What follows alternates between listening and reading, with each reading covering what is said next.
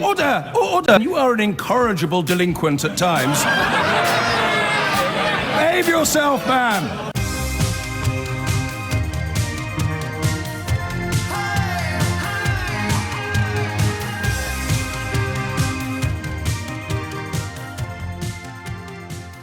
I'd love to have a really deep dig one day into where that responsibility apportionment does break down, how we really do decide how much responsibility for specifically policing, because as Sadiq Khan reminded us a few moments ago, there are crises now unfolding up and down the country because most media is focused in London and because the population of London is so huge. Inevitably, our problems in this city become more prominent. But who do you hold responsible? How much of it is, as Cressida Dick would argue, down to police cuts, and how much of that, when Sadiq Khan echoes what the Met Police Commissioner has said, sounds like him trying to evade responsibility while simultaneously stating that he takes full responsibility? I don't know who would have the answers to that. I don't know if anybody would.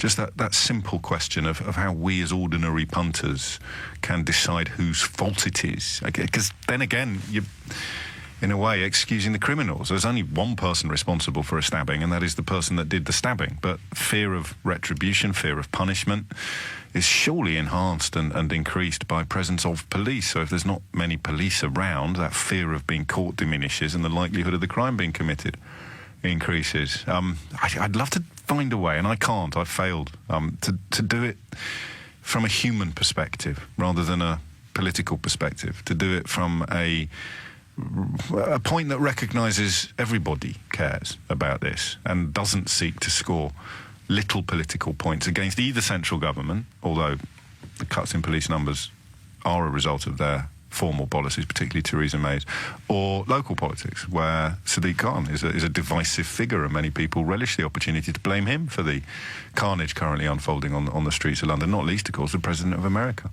But if you've got any thoughts on that, I'd love to hear them. I think we should probably steer things towards Brexit next, because today looks crunchy to me, to stay with the breakfast cereal theme. Today looks... Well, can I tell you what I think is happening? And not for the first time. I don't think this is an opinion. I genuinely think this is a statement of fact. The border in Ireland, as I have been telling you for the best part of 2 years, is going to be the fence at which it all falls apart. Not because it's the most important element of the negotiation or indeed of the process, but just because it's the most acute and the most urgent. All the rest of it you can deny. So when, as happened yesterday, the British car industry reports that we could see an utter collapse if we have to, if we can't have, basically anything you make in the European Union that contains a part that was made in Britain could be off the table. So anything that we make and seek to export to them or sell within that market, anything that contains anything that's been made here could become unsellable. Look at what the Dutch government have done on this, advising their own businesses on how to cope with it. These are statements of fact. That is what the government has done. If we come out with no deal, that is what will happen. But you can still deny that, and I understand. The more you've got invested in Brexit, the more desperate you are perhaps to continue to deny the possible reality. The people who are pretending that coming out on World Trade Organization terms are now by far the most dangerous people in the country. But again, the more you've got invested, imagine if you'd fallen out with your children about this. Imagine if you'd fallen out with your partner. Imagine if you'd fallen out with your colleagues. You've got the radio on at work and you're looking at each other and you have to still be the bloke that backs Brexit, because the humiliation of admitting you were wrong is going to be immense. It's going to be epic. And you think it's going to be bad for you. Imagine what it's going to be like for David Davis.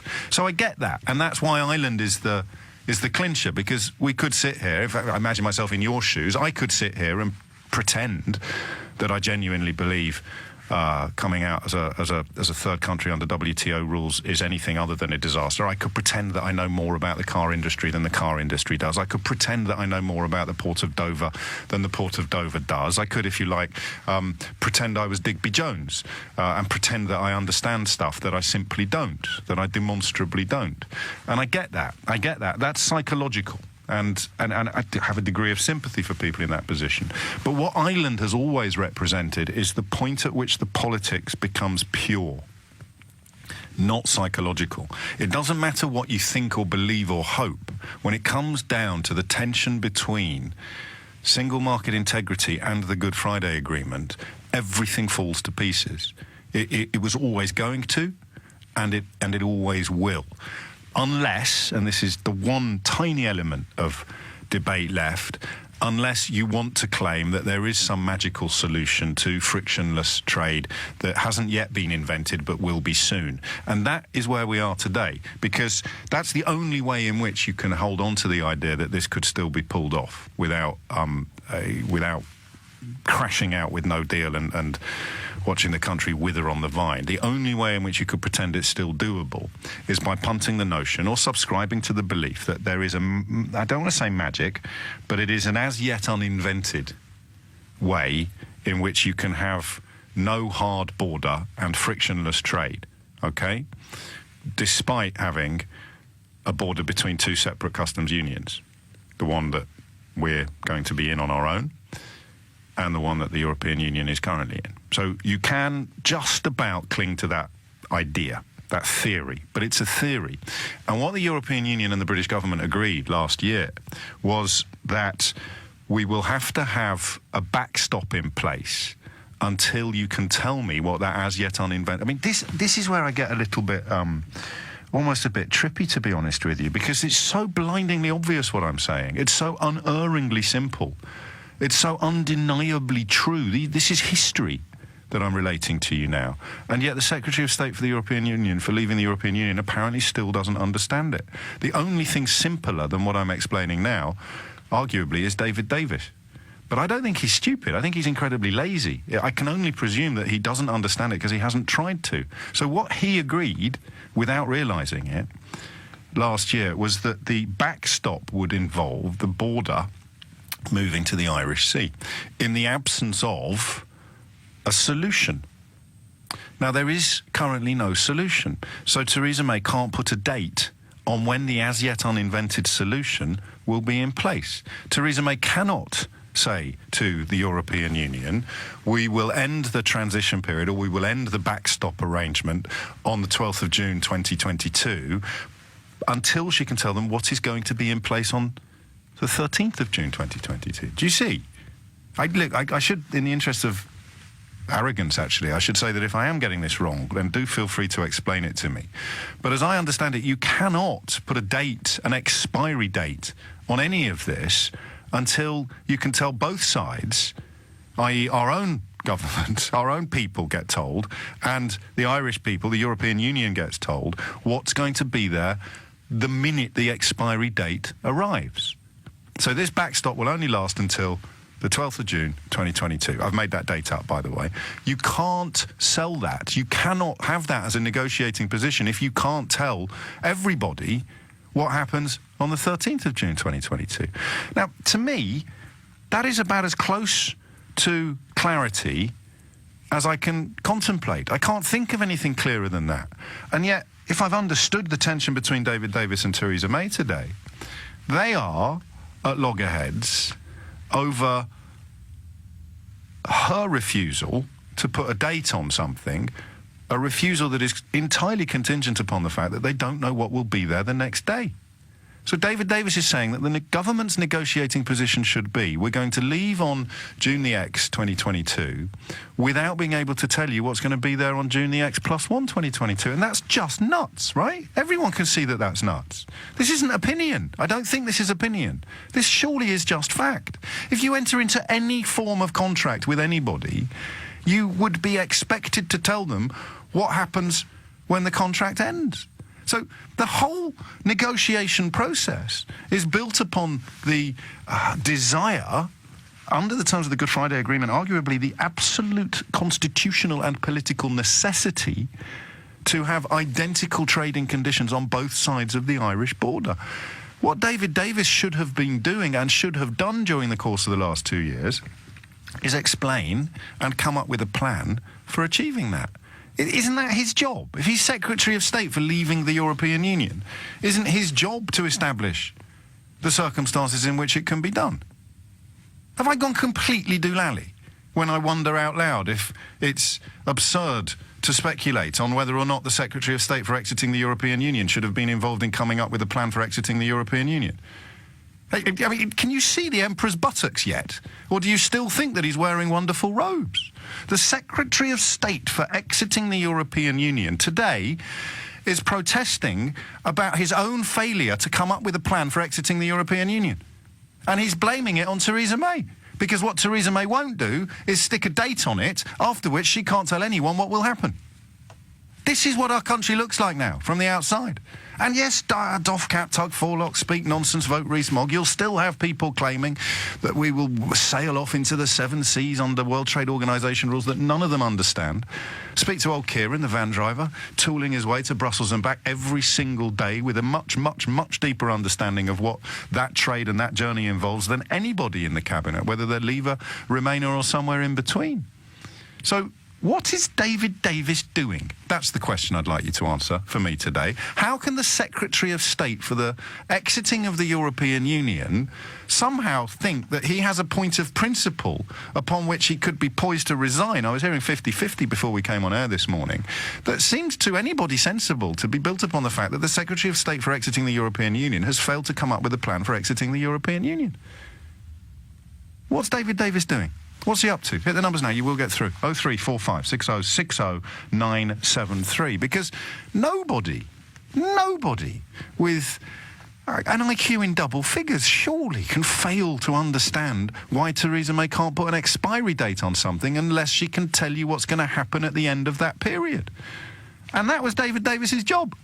What's he been doing since the referendum? What's he been doing since he got this gig? What has he actually been doing? Does anybody know? Has anybody seen him sort of, I don't know, has he been painting? Has he been building an extension? Has he put a granny flat above the garage? What the hell has he been doing? And today, the sheer, undiluted arrogance, this curious combination, the Digby Jones, the Douglas Carswells, this astonishing combination of ignorance and arrogance has created a scenario in which David Davis thinks that he has a point of principle to make about the fact that he's failed to come up with a plan to leave the European Union, despite having the best part of 2 years in charge of coming up with a plan to leave the European Union. Now, I know that... Oh, that's not fair. I'm 99% certain that I haven't put a foot wrong in that description to you of what happens. And I'm 99% certain that the only way you can refute or dispute anything I've just said is by moving away from the political and going back to the psychological, where the psychological represents the belief that something will come up, something will happen. We will be able to do this. And that psychological belief is built partly, I think we can all agree now, on a sense of what has been described as English exceptionalism. So it's this belief that I don't know what it's going to be, but it's going to be great, and I know it's going to be great because it's going to be English or British, right? That is pretty much all that we've got left, I think. Don't think that it is coincidental that the editor of the newspaper that did more to push Brexit, to con the British people into going for Brexit, is now walking the plank. Don't think that's a coincidence. I have been telling you for 2 years that they will all try to quit the field. Hasn't Farage, while I was on holiday, didn't Farage even claim that he never said things would be better after Brexit?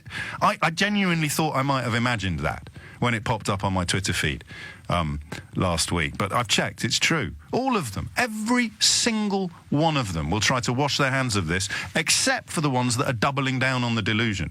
And that's where your Rees-Moggs come in. That's where the ambition of someone like Michael Gove to be Prime Minister allows him to pretend that we're not all going to hell in a handcart. Because even if we are going to hell in a handcart, if he ends up Prime Minister during any part of that process, for him it would all have been worthwhile. I'd file Boris Johnson under that as well. I find Rees-Mogg a little more confusing, and I think it's probably important to understand his financial situation and his trading company rather better than I do before you can perhaps speculate on precisely what he's expecting to get out of all of this. Because anybody informed or sensible or paying attention can see that this was always going to happen. And yet every day I open up my newspapers and turn on my radio and turn on my television to hear people that I used to think were rather good at this, to hear people that I used to think were clever, to hear people that I used to think were interested in evidence and facts and truth, and they're expressing surprise. They're expressing surprise at what's going on. How can you possibly be surprised that Theresa May can't put a date on when the backstop will end because she hasn't got a Scooby-Doo what is going to be on the Irish border when the backstop ends? And David Davis today throwing his toys out of his ridiculous little pram because he has failed to come up with a plan that he said several times he said would be easy. I tried to find the thread that we should have pulled harder. Not us, we've got nothing to apologise for on this programme, but the country at large. And I go back always to those tweets that David Davis issued when he said that the day after Brexit, we wouldn't be going to Brussels, we'd be going to Berlin to strike up a trade deal with the Germans. An intervention on social media that is yet to be deleted and which displays an ignorance of the most simple premises of international trade and European Union rules that, frankly, your average kindergarten pupil could have got their head around. So David Davis began in this job not understanding anything, and today he is reportedly poised to resign precisely because he still doesn't understand anything.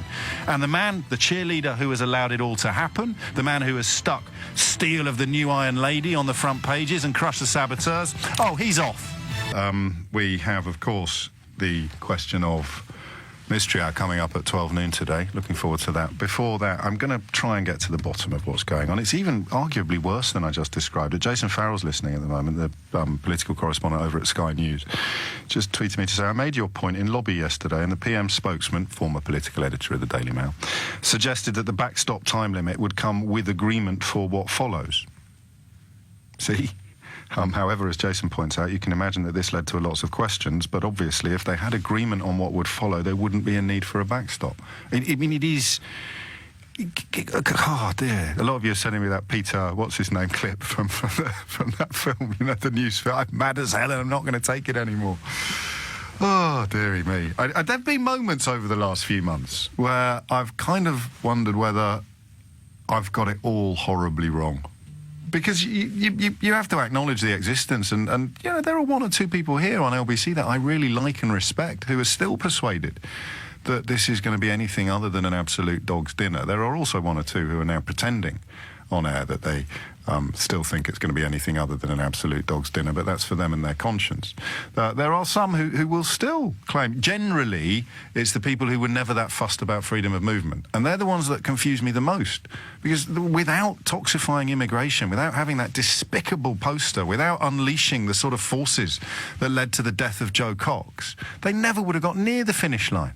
Not in a billion years would they have got near the finish line. So, albeit that lots of decent men and women who voted to leave the European Union have a completely Christian and sanguine approach to freedom of movement of people, you rode that tiger, guys. Yeah, you got on it. You got into bed with these despicable fag packet fascists. You knew what you were doing. That's why I find that a little bit hard, perhaps, to forgive.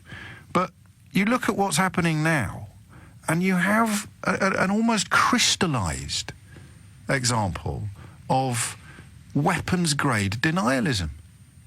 But I still, at 6 minutes after 11, float the possibility that I'm wrong, that maybe David Davis has got a plan. What do you think it might be? The plan that he can't tell us, and the plan that means, the absence of which means that we can't put a date on the backstop. Because if we had a plan, we wouldn't need the backstop. Except that the plan is something will come up. I don't know what it is, I don't know what it will look like, I don't know where it will come from, but I'm supremely confident that it will happen. And that, in a sentence, is where Brexiters are now. I don't know what it's going to be, I don't know what it's going to look like, I don't know where it's going to come from, but it's going to be great. When King Lear goes mad on the moor, that is pretty much what he says. He's talking about how he's going to get his revenge. I will do such things, he says. I don't know what they are, and I've actually gone a bit mad. But they will be, the line I always remember, they will be the terror of the earth. I will blow winds and crack your cataracts. I know not what I'm going to do, but my God, it's going to be mighty. And there's Brexit for you. I have absolutely no idea what it's going to look like, unless you're absolutely deluded, like Rees-Mogg, doff cap, tug forelock, vote Rees-Mogg, or you're completely craven to your own personal ambitions. Hi, Michael Gove. Hello, Boris Johnson. Or you're just now sticking your fingers in your ears, closing your eyes and going, no idea what it is, no idea what it's going to look like, no idea where it's going to come from, but my golly, it's going to be brilliant. Please ring me if I'm wrong, all right? Seriously. I'll pay you. Call it therapy. Start the clock. Oh, and speaking of clocks, hello to Carlos, the Brazilian cab driver with whom I took a selfie yesterday, and he now has me and Sheila Fogarty in his collection. I think he's going for the full set. Carlos, drive carefully. Ruth in West Hampstead, you better interrupt me before I blow a gasket. Well, you've just said that on record, James, that you're going to pay me if I can give the answer, so... No, you pay me if I'm wrong. I'll pay you if you can prove me wrong. Okay, I can't prove you wrong. About 8 months ago, James, Yes. about 8 months ago, I phoned into the Clive Bull show. Oh, yes. And he was talking pretty much on the same subject. Yes. And he had Joanna Cherry, QC, who's an SNP MP. She's wonderful. Yes. And I said to her, I cannot see how we can fix this unless we stay in the single market and the customs union. No. So there is no other solution. So I wonder if David Davis didn't realise this when he took the job on, but I'm pretty certain he realises this now. So what's he up to then? I wonder if he and Theresa May are just waiting for a sea change to be able to sell the idea to the public. What to sell what to the public? The idea of staying in the single market and the customs union. So what else can they do? There is no solution. Well, there is. We can do the Jacob Rees-Mogg thing and literally leap into a vat of boiling. Well, not literally, but metaphorically leap into a vat of boiling oil. Well, we can't because we've told Northern Ireland, or we've told Ireland that we will have a solution, and we've told the EU that there'll be a solution to the border issue. But we can't tell them what it is.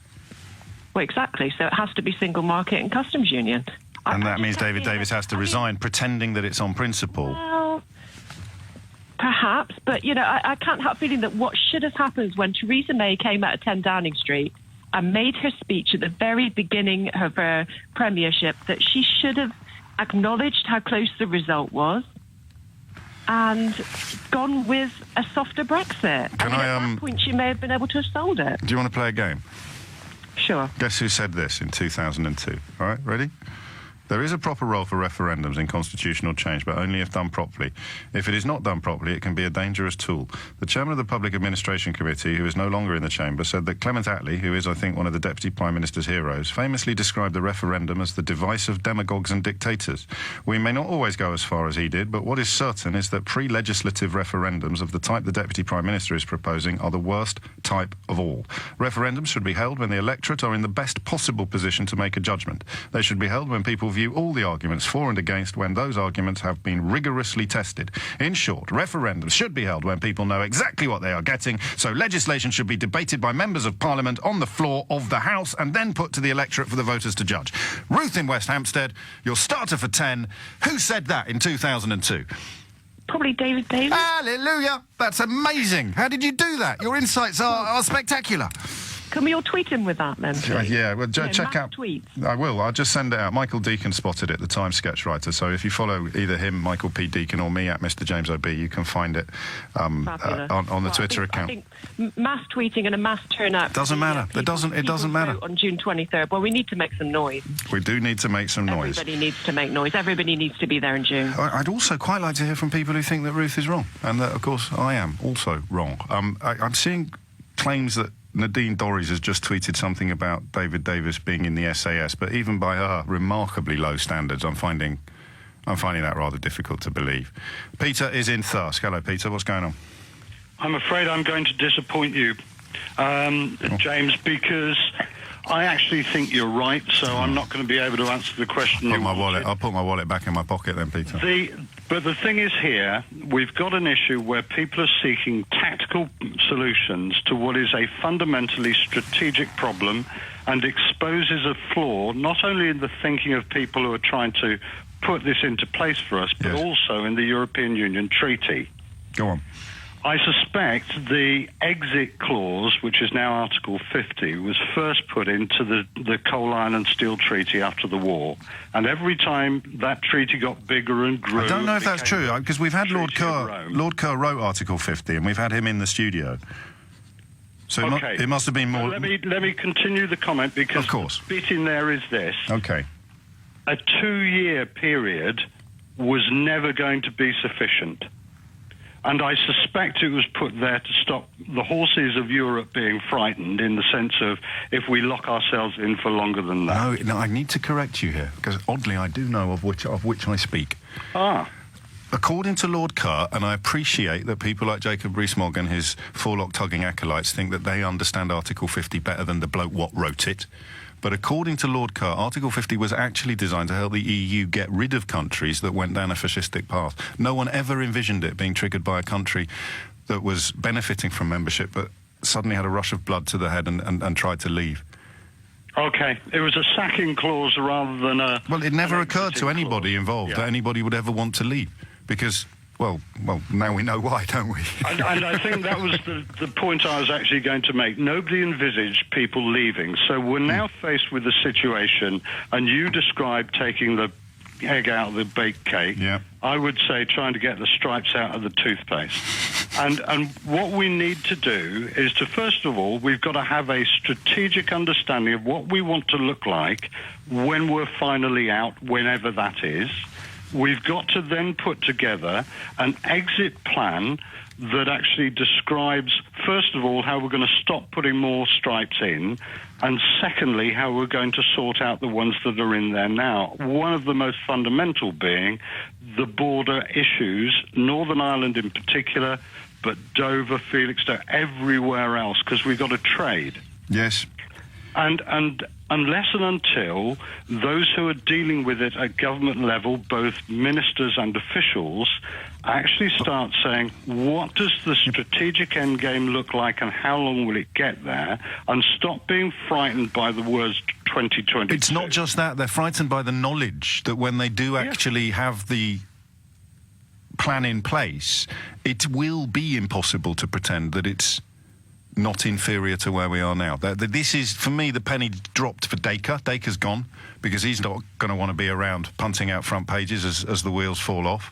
And Davis, I think, overnight or in the last week, perhaps has finally realised that when if they came up with the plan that nobody knows, they need Baldrick in the cabinet, actually. They need a cunning plan. That's what they need. But they haven't got a cunning plan. They haven't even got an uncunning plan. Are like Baldrick's. No, this is very true. But they know now. They can't turn around and say, this is what it's going to look like, because everyone else will go, oh, but that's worse than what we've got. Exactly. And the trouble is, we are in the situation where we have 5-year fixed-term parliaments, and it is all about maintaining your position in government, and that is why so many strategic issues in the nation do not get addressed. Heathrow, the NHS, you can list them all. We don't address the long-term issues because of short-term, in a nation-state's perspective, political considerations. Peter, thank you. My money is safe, although the offer still stands. What, £5? More? 10 quid? Hang on, I'm not made of money. My kids need shoes. We'll see. I might invest in a small postal order. Just tell me what I've got wrong today. 0345 6060 973 is the number that you need. Alternatively, of course, if you're convinced that I'm wrong, but for reasons that currently elude you, you're not going to ring in, just give your forelock a tug. That apparently helps. What is David Davis up to? And I'm afraid that we are lurching towards the inexorable conclusion that the person least qualified to answer that question is David Davis. I don't think he's had a Scooby-Doo since day one. This is the really scary thing. I don't know if this happens in every generation, to everyone in their sort of mid-40s. I'm sure it didn't used to be like this. I used to look at politicians. My father introduced me to Dennis Healey. I did an A-level project about Michael Heseltine. I remember I've even met Margaret Thatcher, and they seemed to have vision. Whether you agreed with them or not, you knew what they stood for. David Davis. What has he been doing for the last 2 years? And how can he possibly be threatening to resign in protest at his own incompetence?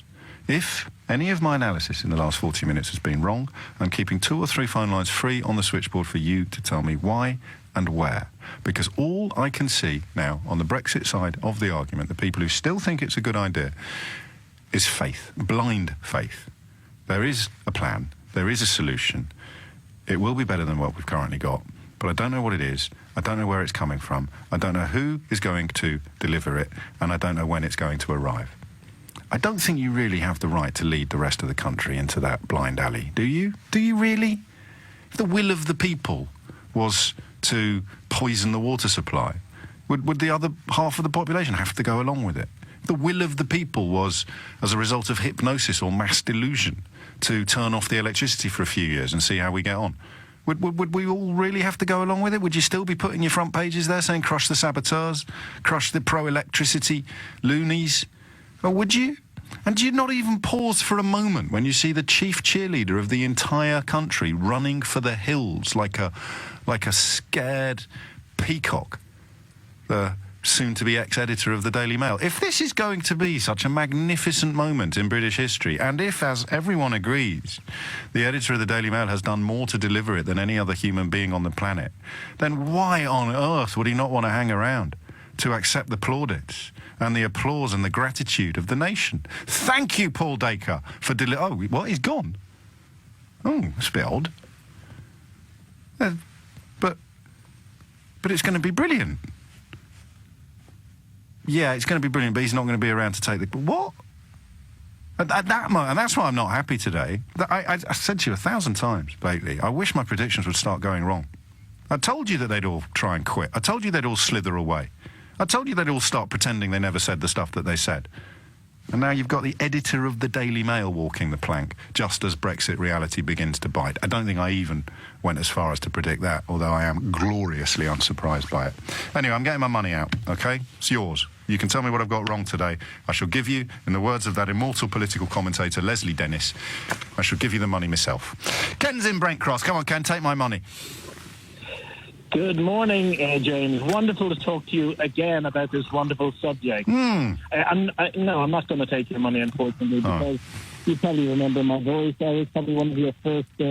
From one of my Northern Irish contributors, but you need to sort your phone out, otherwise no one's going to recognise your voice. Take your balaclava helmet off. No, can't hear you, mate. We'll try and sort the phone line out. I've got my dander up. I'm going to crack on. Tony's in Selby. Tony, how much money do you want? How much money do I want? Yeah. I'm a Yorkshireman. I'll have as much money as you can spare. Right, prove me wrong then. No, unfortunately, I won't be able to take your money off you today because I'm not. I do apologise. That's all right. I'm not going to be having. I'm not going to have an internet clip-worthy argument. Sadly. Mate, if I never go viral again, and we call a halt to this insanity, I will be a very, very happy man. I'll have a drink with you on that one, I tell you. No, I have the misfortune. I'm not in Selby. I am in Howden and Halton Price. Do you know the MP for Howden and Halton Price is? Is it a certain David Davis? It certainly is, and I've had the splendid good fortune to have that gentleman as my MP for 15 years. Yes. I'd want to know what he's been doing for 15 years. So there you go. He is literally as much use as a chocolate teapot, in my opinion. No, I kept but the thing I'm going to tell you is I did leaflet with him for Brexit. You were out on the doorstep with David Davis, encouraging people to vote to leave the European Union. I was putting leaflets through people's boxes, and my wife told me not to do it, and I should have listened, because they're always right, aren't they? Yes, and we just famous last words. We have these temporary insanities of independent thinking in marriage, which never work out for the best. No, I'm going to go along with that, actually. When did the penny... forgive me, because there's a desire among people who are of the doff cap Tug Forelock Brigade to pretend that I speak to people like you with anything other than respect and gratitude. So if I ask you when the penny dropped, I hope you don't think that that's a condescending or It isn't, my friend. Okay. No, it isn't at all. Okay. It dropped fairly quickly. It dropped when Theresa May appointed him into that job, because as much as I didn't like the European Union for a lot of years for a lot of very lefty reasons, because I'll put myself up as a bit of a lefty, I historically didn't like it. I was what you might call a reluctant Brexiteer. Okay. I did go out and campaign for it because I believe if you make a decision, you make a decision. I made a decision that was wrong. He told me, we were talking as we were walking around Howden Town Square on a particular Saturday morning when we were leafleting. I was talking about the fact that I didn't like the sort of racist agenda, the anti-immigrant agenda. That wasn't in my belief stream at all. I wasn't at all chewed about migrant labour. Agriculture around this part of the world has run on migrant labour for years. It ran on migrant labour in my granddad's day, you know. And he said, well, you know, there are things like a Norwegian-style model. And I said, I think the Norwegian-style model's a great idea. Those kind of principles, keeping the free trade, because the free trade part of it appeals to me. The austerity that was imposed on Greece didn't appeal to me. He talked to me about that as if it was something he was in favour of. He certainly gave that impression, but overlooking the fact that Norway's in Schengen. Yes. Yeah, so yeah. this is. But I would live with Schengen. Well, of course you would, because you're not worried by free movement of people. I understand that, but what I don't understand is the way that these people, and I count some friends in this group, they managed to separate the toxification of the immigration debate from their visions of the future, as if they thought that they could get the Norway model and then turn around to all the kind of people who genuflected in front of that disgusting breaking point poster and just tell them, oh, by the way, we're keeping the same rules regarding our borders. Yeah, I don't know how they quantify that. I mean, with it never being an issue for me in the first place, I don't really have, you know, I can't... No, and we're back to the psychological rather than the political, aren't we? How anyone who thought we'll be like Norway or we'll be like Switzerland, I guess it could have just been ignorance. Maybe they didn't understand what that would mean about movement of people. I think so, but I honestly think the sort of fag packet racists, as you refer to them, fag packet fascists, and the fag packet fascists. Thank you. We like an alliteration on this programme. We do like it, indeed. Well, if your parents had spent all that money on your education, it had been a waste. Not wrong, Tony. Just up the road from where you are, mate, as well. I tell you. Indeed, they make a damn fine beer up there, and yes. So, what do you think of him then? Talk to me a little bit. Sorry, I've been badgering you. You're out leafleting. He said a Norwegian-style Brexit. You thought I could go along with that, and then events, dear boy, events, and then the reality started to unravel. What did it look like from where you were sitting? I shouldn't have believed him in the first place because he's never impressed me as an MP. He doesn't even hold constituency surgeries. I mean, he just doesn't do anything. And when I questioned him about not running constituency surgeries, which I think are a basic of being an MP personally, but yes. You know, I'm not a student of politics. I just think it's that you should. He said, well, with something like the 10th richest constituency in the country, if anybody's got a problem, they can email me. So a degree of contempt then for his constituents, you would say, or not? Let's just say disregard then. Disregard. A bit of disregard. They could put anybody up round here as long as it said Conservatives. There's loads of seats like that in the country. You know the score. You know, they vote for the party, not the individual. Of course, and it's true of Labour as well in other parts of the country. But I guess what you and I will never be able to unravel, despite your personal hobnobbing with the fella, is how much of it is ignorance and how much of it is delusion. How much of it is simply a failure to understand. You just look at this. Just give me a minute, Tony. This is 25th of June, 2017. We've got 50, nearly 60 sector analyses already done. I remember spluttering into the microphone last June. And then 7th of November 2017, same man, same subject. It is not the case that 58 sectoral impact assessments exist. Literally saying black is white and then saying black is black again. And, I mean, your alarm bells were ringing by now, but how come he's still in a job, Tony? I have absolutely no idea. I don't know how he even got one of the safe Tory seats in the first place. He must have pictures of the chairman of the 1922 committee in a compromising position with an Airedale or something. I really don't know. That rather unpleasant image, Tony, in Howden and Holton Price. Can we correct the records on that? I love the phrase Howden and Holton Price. It's got a touch of the... It's a great novel by Howard Spring called Fame is the Spur, featuring a character called Hawley Artingstall. Howden and Holton Price. 11:30 is the time. People that disagree with you, James, have given up trying to call the show as you don't let them on. You are a biased hate preacher and, I can't say that word, but I stir it, telling everyone that disagrees with you that they are stupid and racist. Don't be silly. I only call the stupid and racist people stupid and racist. And I suspect that the cap fits in this case. You are so far up your own, and again another word I can't say on the radio, it is unbelievable. I'm looking forward to Brexit, but I'm mostly looking forward to finding out that you have taken your last breath. Regards, the United Kingdom. P.S. Another word I can't say. Off to Europe if you love it that much. Can we ring him? Just get him on. Should we wait? Is he there? Is it ringing out? It's gone straight to voicemail. Can we try again? What? Oh, come on, mate.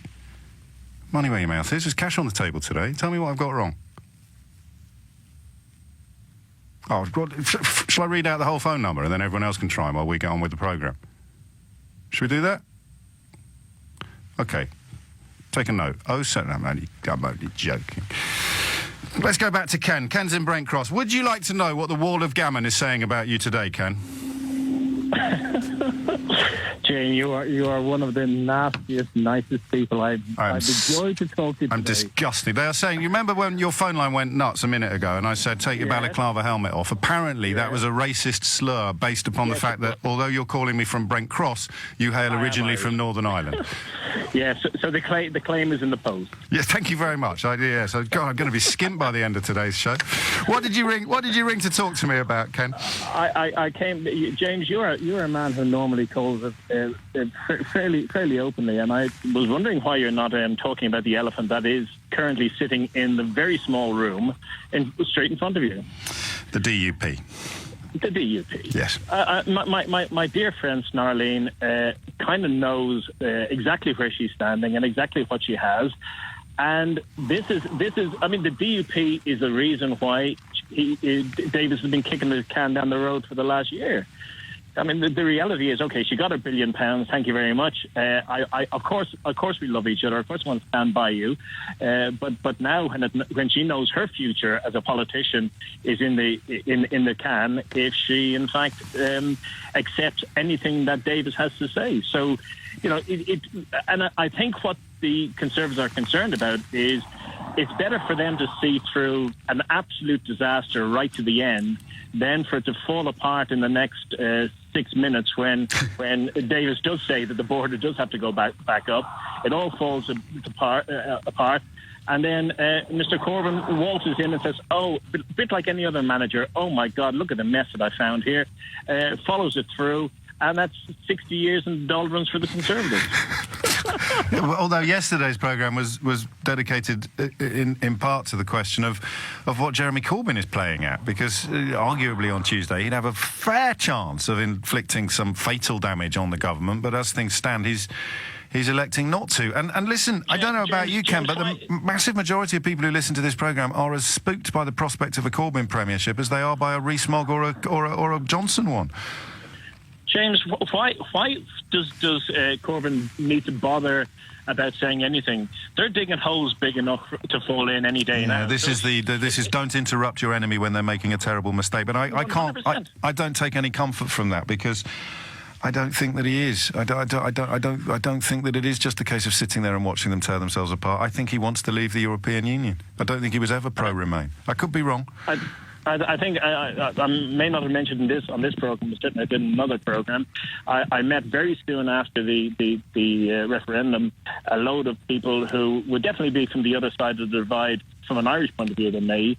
And when I just read them the Riot Act, that in fact the DUP will be a dinosaur that will be fairly soon extinct or re-exported back to wherever would take that kind of racist tirade that the extremists would have, they couldn't believe what I was saying. And I said, listen, it's where else can it go?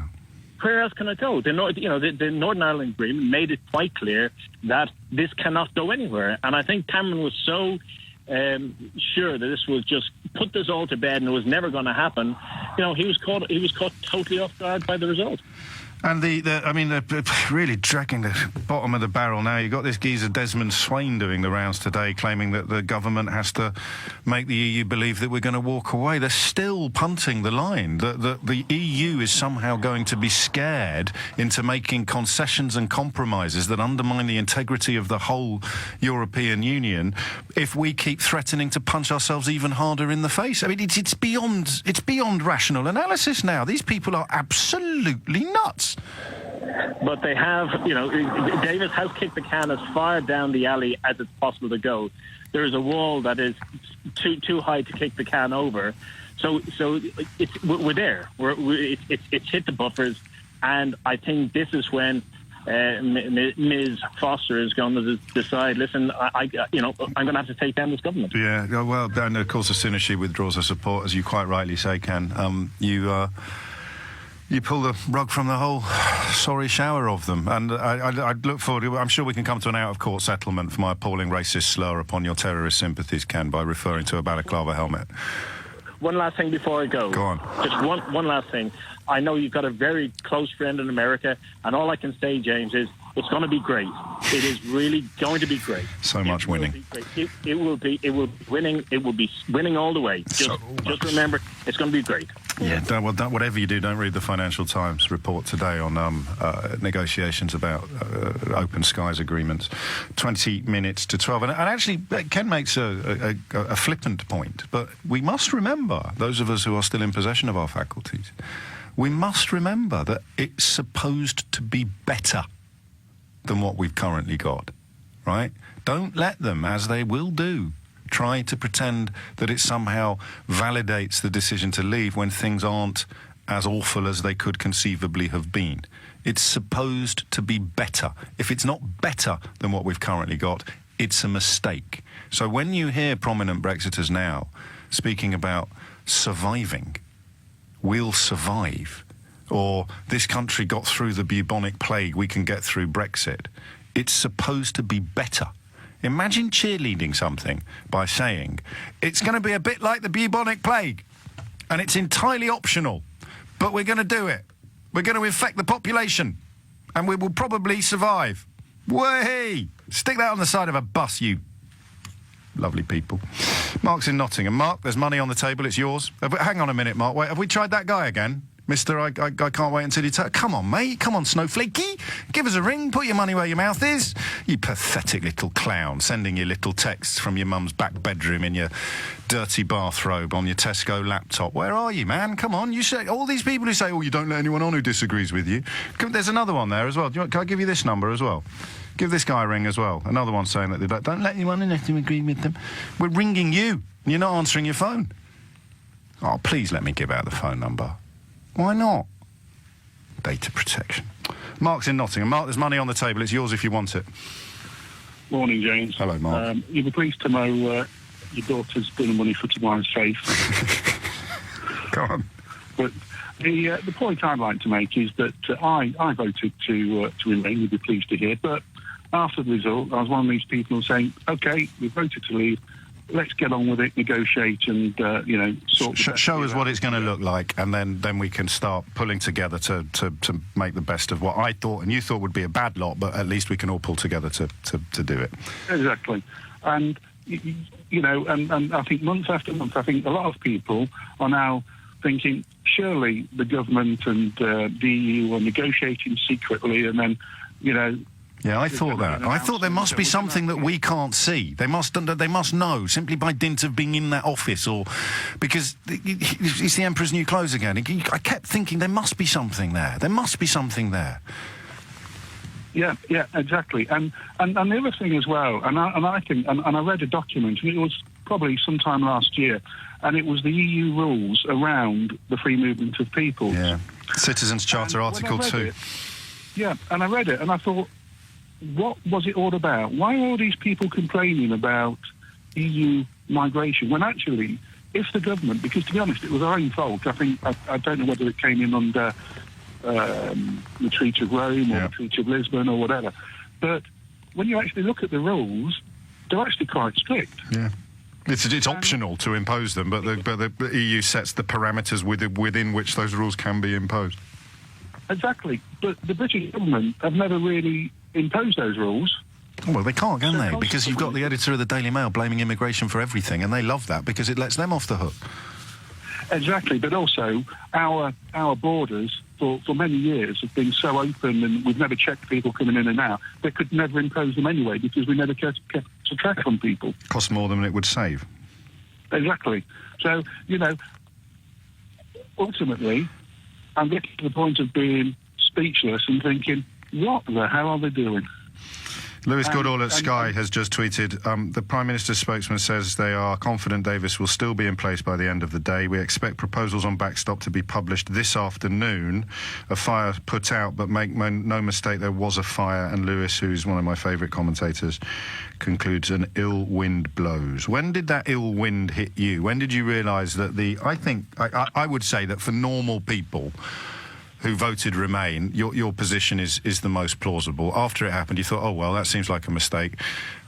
Let's see what's going to happen now and start all pulling together. When did you realise that was delusional?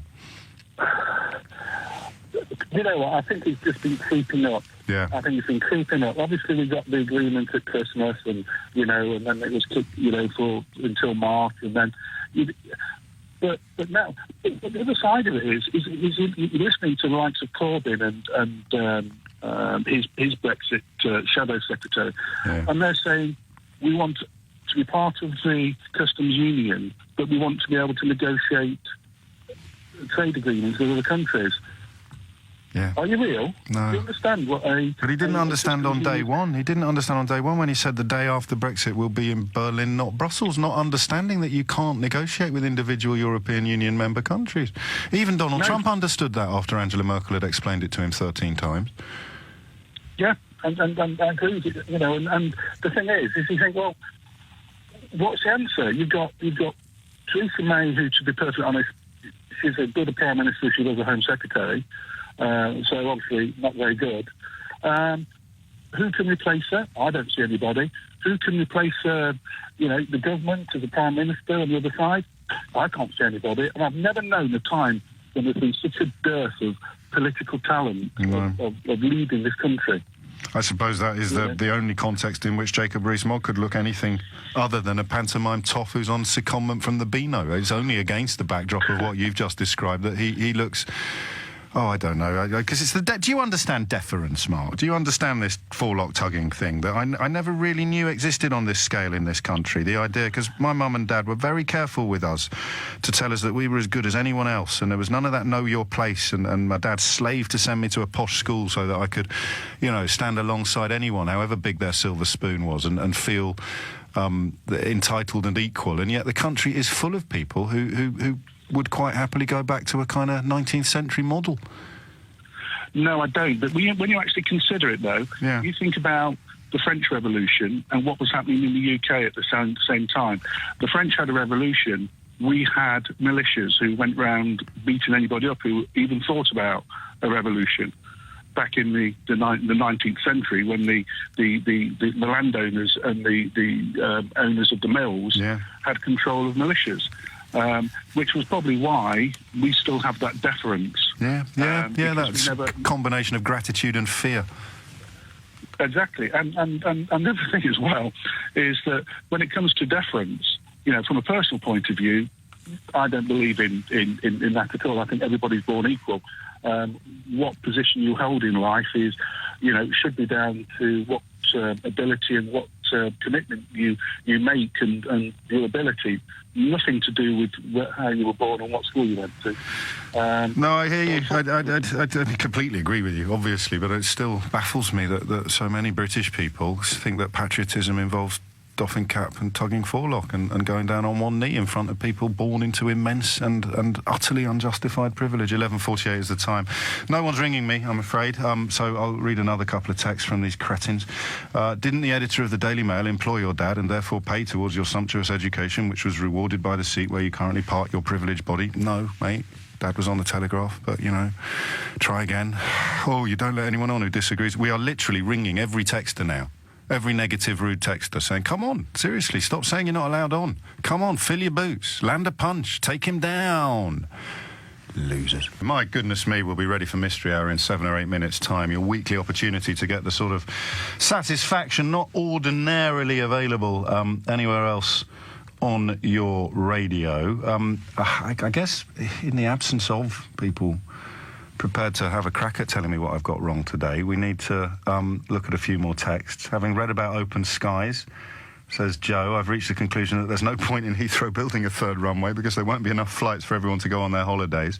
Look, that is a genuine negotiation with America, and at the moment America's negotiators have said that there's no earthly way that we will be able to have an arrangement with them that is as good as the one we've currently got as members of the European Union. That seems pretty straightforward. It's a 600 million member market versus a 60 or 500 million member market versus a 60 million market.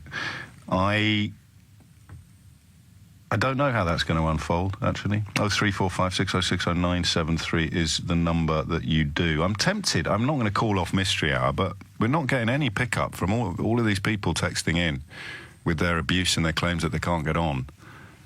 I mean, I don't know quite what to do now. It's become a little bit embarrassing. I thought at least one of them might come bang their head against the studio wall.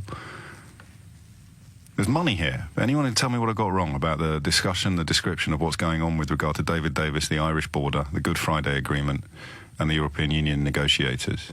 All I can see is the claim that we have to make them believe that we're going to walk away. You speak to anybody in any European Union member country, and they find that to be the maddest thing of all the mad things that have come out of this country in the last couple of years. So you think you're going to make us blink by threatening to hit yourself even harder than you already are? Yeah, that is the logic. 11:54 is the time. Let's have a word with Charles in Leeds. Charles, are you here to take my money? Hello. Yes, I think actually you're looking at the whole global economic situation completely wrong. I haven't mentioned it. Well, no, but, you know... We're talking about the Irish border and David Davis. Brexit is going to be an apocalyptic disaster. No, it's just going to be worse than what we've currently got. But we're talking about the Irish border and David Davis today. What do you think is going on? Well, I think David Davis is a moron. Oh. Well, I'm afraid I'm keeping my wallet in my pocket at this point, Charles. And Theresa May is incompetent. But there is something that would be brilliant. We just don't know what it is yet. With the Irish border, Ireland do not want a border.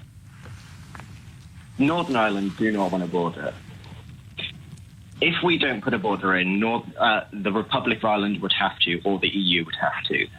Only if there were different regulatory arrangements and trading arrangements on both sides. Let's assume there were. Well, why? Why would we assume that? The backstop says there won't be. The backstop moves the border to the Irish Sea. You know all this.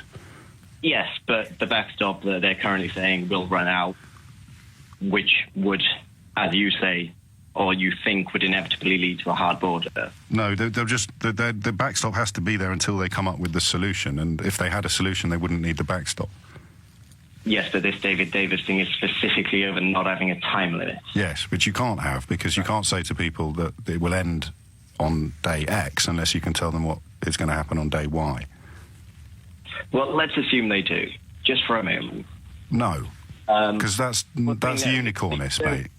No, because if you don't look at what would happen, which you think would be a hard border eventually, a hard border, most people agree, would bring back troubles in Northern Ireland, which would also spill over into the Republic. So why would the Republic, against their own interests, want to build a hard border with... They don't want to build a hard border, but under the terms of European Union membership, they would have to.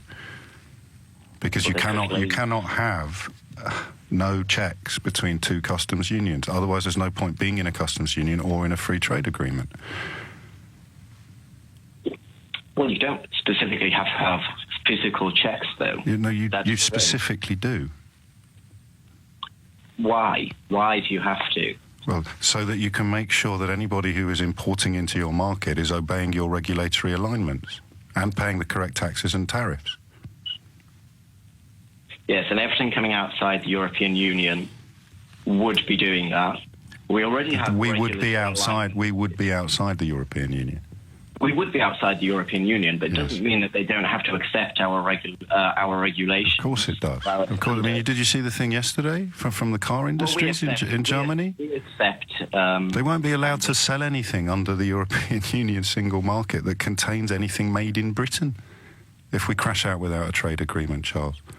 Well, so how do we sell anything to anyone in the world who we don't have an agreement with? Well, we generally don't. We have trade agreements with a huge number of countries, from, sending whelks to South Korea as European Union members. I think, is it 57 separate trade agreements? Well, is China not one of the places where we can sell stuff to China, but there's stuff that we can't sell to China. And if we sell stuff to China, it gets checked a lot more rigorously than the stuff that we sell to, for example, France, which doesn't get checked at all. Into the EU as well. China's very far away.